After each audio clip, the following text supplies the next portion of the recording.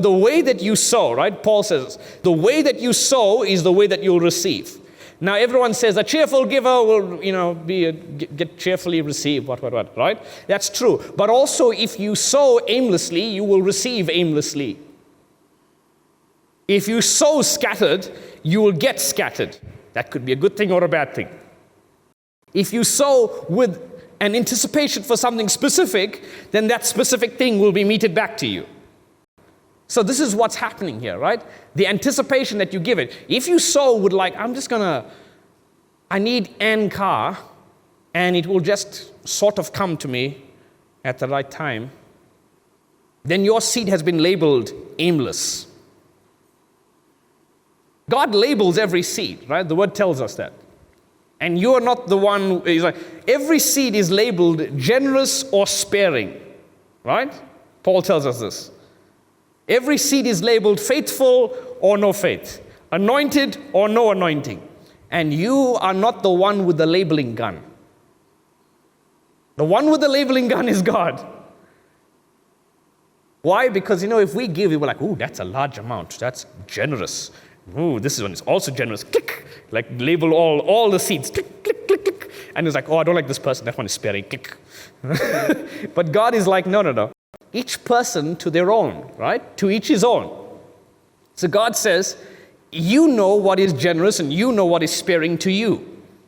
In fact, one translation says, when you give generously, it says, look how much you have left. It doesn't say, look how much you've given. It says, look how much you have left. And I was like, wow, that's incredible. So basically, God says, how you give that generous seed, you have sowed it. And if you've done it in that way, if you were forced or coerced into doing it, you are going to force and coerce to get your harvest back. If you were like, I really don't want to do this, but I'll do it anyway, when you receive your car, the guy will be like, I really don't want to do this, and you'll have to argue with him to get the deal. If you saw like, I don't know this thing's going to work, then your business clients, when they come and join with you, they'll say like, I don't know if I'm really going to do this. Like, is this really a good investment? Really? Do we need wooden flooring? It's not a big deal now. It's all based upon how you sow. If you sowed excitedly and said, this is how we're going to do it, and you sow it and you bring it with joy, then the guy is not going to say, do we need wooden flooring? You'll say like, what kind of wood is it? I want the best wood. I want like this oak one. It's got to be glazed like this. It must be smooth. And the edges must be like that. You'll be excited. Can you do this as well? What about upstairs? Let's do that as well. Can you see the way that you give? The way that you expect is the way that you receive, right? So this is what happened with the lady.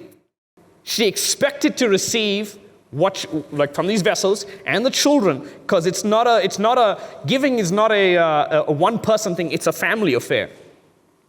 If you as a parent, if you involve your children, the seed becomes theirs as well.